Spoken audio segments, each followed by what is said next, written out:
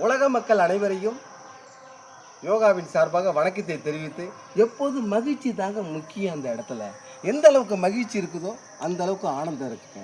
ஐஸ்வர்யம் வாழ்க, ஆனந்தம் வாழ்க, ஆரோக்கியம் வாழ்க. இந்த வார்த்தையை சொல்ல சொல்ல நம்ம உடல் நல்லா செம்மையாக வேலை செய்யுங்க.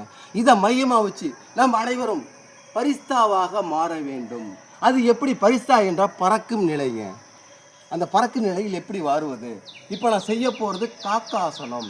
சனீஸ்வர பகவான் போல் கொடுப்பவர் இல்லை கெடுப்பவர் இல்லைன்னு சொல்லுவாங்க. நம்ம வாகனமாக மாறிட்டா எப்படி நம்மளை கெடுப்பார்? அந்த வாகனமாக நான் மாறி காட்டுறேன் பாருங்கள். நீங்கள் முயற்சி எடுங்க, தப்பே கிடையாது. பாருங்கள், முதல்ல எப்போதுமே இறைவனை வணங்க வேண்டும். இறைவனை வணங்கி கால்களை ரெண்டும் தனித்தனியாக பிரிக்க வேண்டும். பிரித்து இந்த கையை நல்லா பூமியோடு இணைக்க வேண்டும். இணைக்கும் போது ஏன் வச்சுங்க, உங்களுக்கு தனி சக்தி கிடைக்க வாய்ப்பு இருக்குது. இதை வச்சு அப்படியே கையை வச்சு அவ்வளோதாங்க.